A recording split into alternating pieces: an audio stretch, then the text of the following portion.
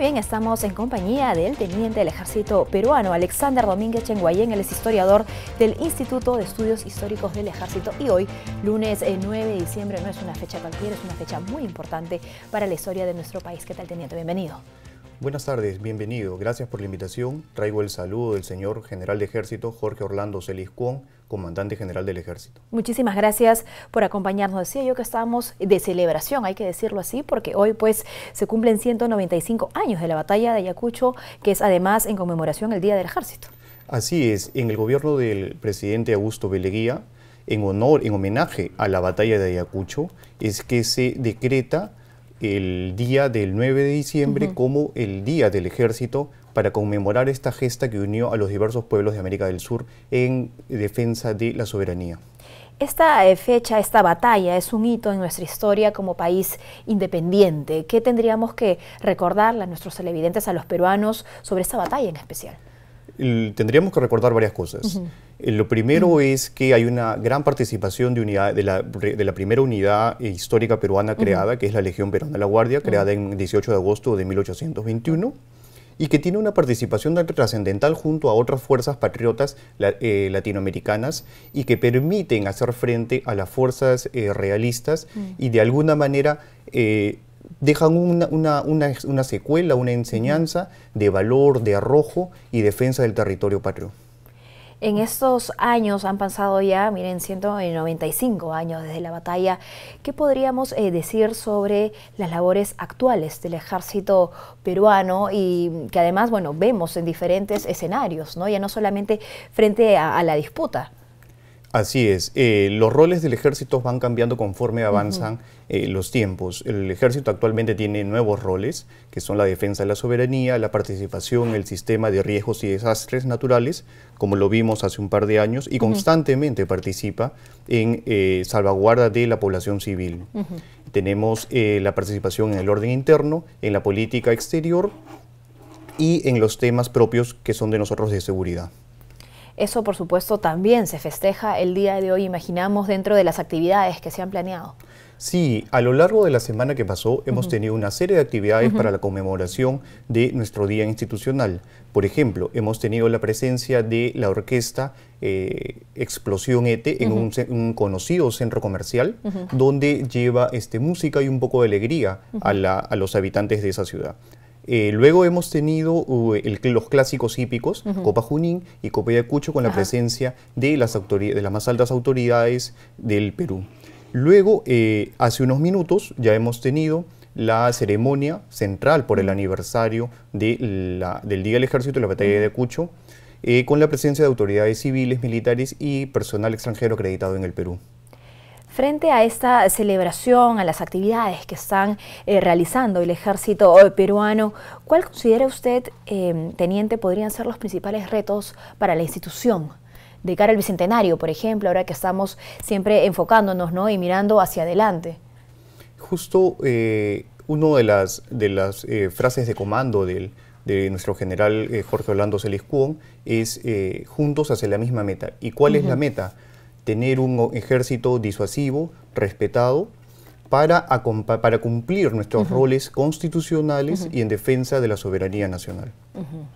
Y dentro de esta meta podríamos hablar también sobre el acercamiento, ese nuevo rostro más amigable, más accesible del ejército peruano hacia los jóvenes, por ejemplo. El ejército como institución brinda una serie de oportunidades a los jóvenes. Por ejemplo, el servicio militar voluntario que permite alimentación diaria, dotación de prendas, posibilidades de una formación técnica y el acceso desde el primer año de servicio a el programa Beca 18, que es una gran oportunidad para que jóvenes de escasos recursos accedan a una educación superior de alta calidad. Ahora, el joven peruano puede participar en razón de la ley 29248 en la defensa y desarrollo nacional del país. Mediante esa ley es que se le permite participar, utilizar el servicio militar como un mecanismo para su desarrollo personal y profesional. El ejército peruano tiene como principal función el servicio, ¿no es cierto?, a la población, sea para la defensa o para los otros indicadores que usted ha mencionado, pero ¿cómo puede el peruano servirle también al ejército del Perú? ¿Cuál es la respuesta que tendríamos que tener nosotros, los ciudadanos, frente a la labor que ustedes realizan diariamente? Creo que los principales, como usted bien dice, nosotros somos unos elementos de servicio hacia el país, hacia la ciudadanía, a quienes nos debemos. Sin embargo, el ciudadano común y corriente podría interesarse un poco más en la labor que realizan los institutos armados y en especial la labor que viene desarrollando nuestra institución. Por ejemplo, tenemos campañas de puertas abiertas, tenemos campañas multisectoriales de apoyo en diversas comunidades del Oriente, tenemos unos museos que están al servicio para el recorrido de la ciudadanía y tenemos nuestras diversas opciones de educación, como son las diversas escuelas de formación para técnicos y para oficiales del ejército. Muy bien. Cuando habla usted sobre campañas, estamos hablando de llevarle a la población qué tipo de servicios, qué tipo de alcances.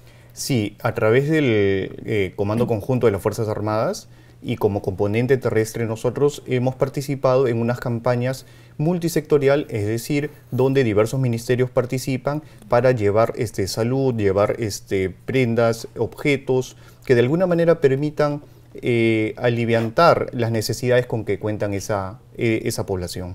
Muy bien, bueno, muchísimas gracias, teniente, por habernos acompañado. ¿Algo que usted quisiera agregar para finalizar, para concluir seguramente esa fecha tan importante? Sí, el 9 de diciembre no es solo una fecha más, es probablemente una de las fechas más importantes a nivel continental en defensa del territorio patrio, donde los diversos hombres y mujeres, soldados se unieron para defender esas tierras de las fuerzas realistas, pero también es una oportunidad para recordar el día de una de las principales fuerzas y de las primeras fuerzas en defensa de la soberanía nacional, que es el Ejército del Perú. Finalmente, quiero invitarlos a que recorran los 4 museos que tiene el Ejército: el Museo Contemporáneo Chavín de Huántar, ubicado en Chorrillos, el Museo Andrés Avelino Cáceres, ubicado en el Reducto número 3, el Museo de Combatientes del Morro de Arica, en el centro de Lima, y probablemente el museo más importante de las Fuerzas Armadas, que es el Museo Fortaleza Real Felipe, ícono del Callao.